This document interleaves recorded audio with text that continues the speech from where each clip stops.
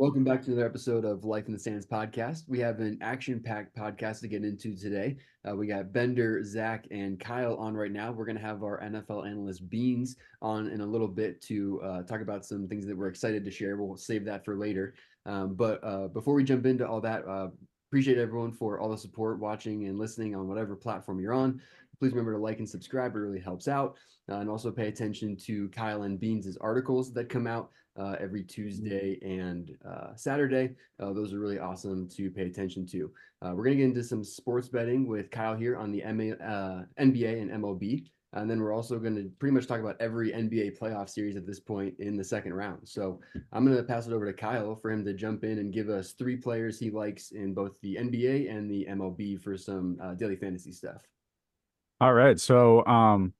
Once again, I'm just going to give a brief overview of what daily fantasy is. You basically just draft players, they get you points, and you have a set salary that you have to choose from. So if you guys aren't familiar, that's what it is. I'm going to start out with Isaiah Hartenstein. He's been really good with the Knicks, but specifically, I think he's going to make a big leap in this series. Basically, just because there's no Mitchell Robinson anymore. In the last two games in this series, he's averaging 13.5 points, 9 rebounds, and then the big thing is his assists. He runs a lot of handoffs with the guards on the team, so that's going to get him a lot. He's averaging 6 assists in the series so far. Next one is Daniel Gafford. In the first game, he had 16 points, 11 rebounds, a nice double-double, and also 5 blocks. So they blocks get you a lot of points, which is very nice. We're recording during the Mavs game, and in the first quarter, he had 5 points, 2 rebounds, 2 assists. So he's looking really good too. Another guard, well, the first guard actually is TJ McConnell. Sixers fans out there will love TJ. The boy He's T. only 4,600. He's really cheap. In the last two games, he's been playing really well. 16 points, 2 rebounds, 8 assists, and he's always going to get those little pesky steals that he's known for. So that's a really good option too. Moving on to MLB, we have Max Kepler. The Twins have been super hot, and he's been hot as well. He's averaging 320. He's batting 329. He has 3 home runs, 14 RBIs, a 952 OPS, which is pretty crazy. 11-game hit streak, and 6 of those games have been multi-hit. You can get him for like 4,400, so he's not going to break the bank. Another guy that's really good is Ryan Jeffers, 4,700. He's batting 306, 8 home runs, 28 RBIs. He's also on an 8-game hit streak. And then for some good pitchers, I have one really expensive and then one really cheap.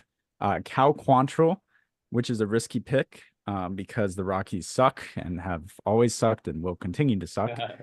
But he's only 5,200. And the last 2 starts, he's been really good. He's 2-0. He only let up 1 earned run. He's had 14 strikeouts, and he's pitched 13.2 innings. So he's putting up good numbers. And then the expensive one, about as expensive as you can get for a pitcher, is Dylan Cease. He's normally going for like 10,000. So if you want to pair those two, if they're pitching on the same day, that'd be really good to save you some money. He has a 2.19 ERA. He's 5-2, 60 strikeouts through the year so far, and only a 0.75 WHIP, which is extremely impressive. So yeah, those are some good options. Some expensive, some not, but hopefully they will help you win your daily fantasy lineups. Yeah, some pretty good advice. I like the consistency from Kepler, so I think that's a good play there, based on the value you just gave us. And then Hartenstein, sadly enough, killed the Sixers last Yeah, series. right. Little. But his playing time's going up, so whatever his value is, it doesn't even matter what it is. He's probably a good play, especially with Mitchell Robinson and basically half their team being injured at this point. True. Um, OG and so everything. yeah. Yeah. Yeah, I love those plays. And with that, we can jump into our next segment here. And we will bring Beans on the podcast, and I'll let Bender kind of jump in and explain this next segment. Yeah, so we're gonna have our NFL analyst Beans on the segment here today to talk about the Minnesota Timberwolves and the Denver Nuggets. And it's kind of funny because he lives out in Minnesota, but he's a Denver Nuggets fan, so we wanted to get his take on the series and what's going on so far. And as it stands on I'm in a shambles. on a Thursday night here, yeah, he's in shambles. Denver's down 0-2. I believe game 3 is tomorrow night when this podcast releases. So we'll see what Kyle and Beans both think about this one. Uh, I don't want to say I think we're getting swept, but I think that we're getting swept. I don't. I just there's only one sentence I can think of when I think of the entire series, and it's like the last game, the best defensive team in the league had their best defensive performance against a three-time MVP without the defensive player of the year. How the hell do you come back from that? And it was a home game, 2 games in a And it row. was a home game. It was the two home games. We're down. They stole two. Now they're coming home where Anthony Edwards has superpowers. Like Kyle, help me, bro. Tell me Yes, there's some sort of analytical way for us to get out of this. I'm Some gonna sort of give like you. coaching, like an I'm gonna give inbound you a play, little bit of hope. something. Cheat. I wish there was a cheat code, man. I like the Nuggets as much as anyone else. Well, actually, that's not true. Not as much as you, but um, I think that there is a little bit of hope in these next 2 games. I think they're gonna pull one out in Minnesota. I think it's gonna go to 3-1, and then they're gonna go home. They're gonna win. It's gonna go to 3-2, and then yeah, they're done. I'm sorry. There's nothing there. Like Bro, did they're you see just the way the T Wolves are so good defensively. They're so good, Did you like see every the way aspect. Beans' face just lit up when you were like, it could go to 3-1, and Beans was like, Inflated sat them. up in his chair, eyes got wide open. Like, you're It's telling me just there's a chance? Not I a large saw a one. stat at the end of the game last week, or on whatever day it was. The last team to win the championship the year before and then lose their first 2 games in one of the first 2 rounds at home. I think it's only happened one time ever in the history of basketball. And I'm pretty sure it was the Lakers in 2011. They got swept by that Mavs team. So I'm in shambles. Yeah. As You, simple as it is. We're stuck. you can also tell the Nuggets were down bad, especially with the Jamal Murray throwing a heat pack onto the court. Just the frustration Dude, from oh, yeah. him. Yeah. I think there should have been a suspension for the regular season for next year. I think a 100K fine is a little slap A on the little light. wrist, kind of. Right. But Yeah. I didn't like that at all. I mean, I understand the frustration. I think he went like 3 for 18. Um, but I think that he was just getting locked up, dog. Like that's as simple as it is. And there's better ways to take out your frustration than, you know, putting, your own teammates and potentially other players at risk by throwing a heat pack. Somebody said he was yeah. trying to hit the ref, and somebody's like, I'm surprised he didn't.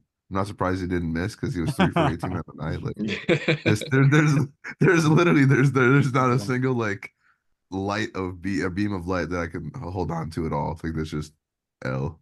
Yeah. He got the MVP though, who made it farther than Embiid, so that's all I can cling to. Yeah, well, I hope for your sake and your mental health over there, Beans, that the Nuggets start doing better. But want to thank you for I'm your a Niners time. fan, man. What mental health? No such thing. Yeah, My want to mental thank you health's for the your same. time. I'm sure we'll see you soon here. See you later, Okay, Beanie. got some getting kicked out of the FaceTime. Oh, I gotta leave. Oh, edit this out. Edit this out. And with My that, bad. we're gonna jump into the Typical next Beans series. fashion right there. Yeah, that'll just be a funny TikTok clip. We're gonna jump into Thunder and Mavs. We're gonna spend a little bit of time talking about this series. Like Kyle mentioned, we're recording this while Game 2 is happening.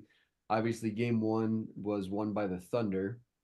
I think it's gonna be a good series all the way around. Bender, maybe let's have you share your thoughts first. Before you start, Mavs are up 3 going into halftime right now, 63-60. So Yeah, I think it's going to be a closer series than what game 1 showed. And if you think about what the Mavs did last series to the Clippers, they got blown out in that game 1 and then bounced back and won the series.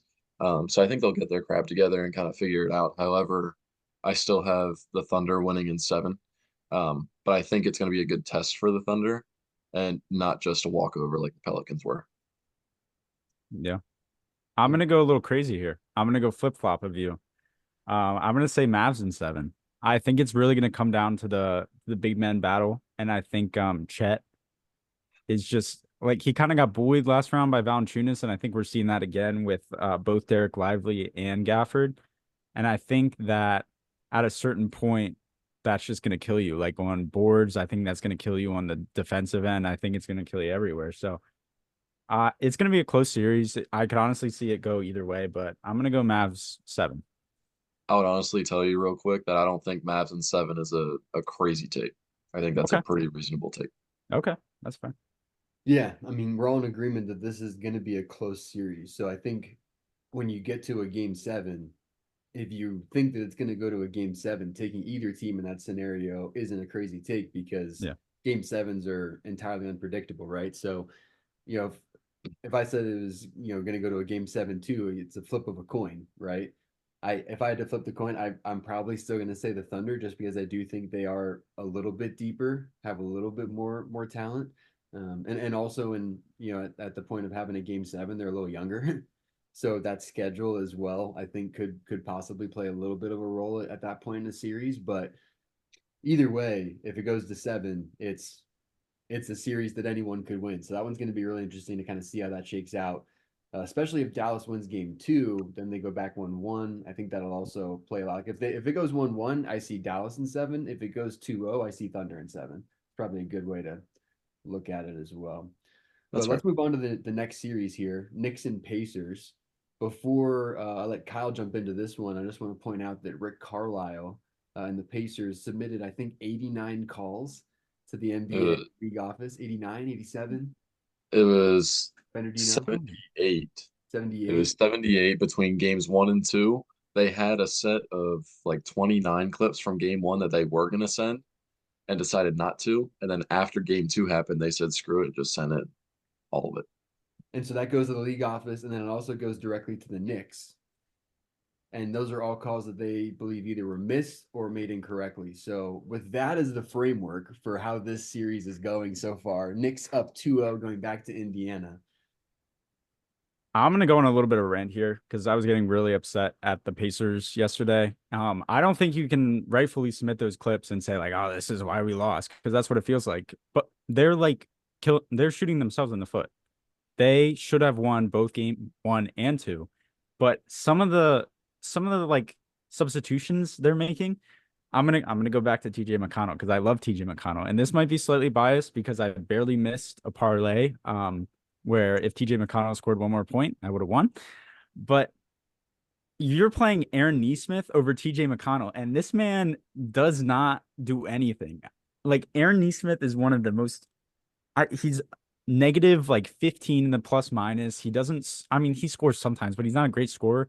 TJ McConnell's playing 20 minutes. He's averaging 20 points, like 2 rebounds, 8 assists. Like you need him out there, and I don't understand. It's not even like he's a liability defensively. So in crunch time, they keep going with these lineups that aren't working, and they keep blowing massive leads, and they're wondering why. And it's not because of the officiating, like they're trying to make it out to be. So I don't know. I was getting very upset at the Pacers. I think they should be up 2-0. I have them losing in 5 unless something changes. I don't know. So I think similarly, however, I think Neesmith should have been in the game. I think Nemhard should have been out of Oh, the game because okay. Yeah, that's Nemhard fair. was the primary defender late game. Yeah. I think you roll with the hot hand and the guy that's been in Jalen Brunson's head all night long. Um, so that I agree with you. However, I mean, this could be a bias thing too.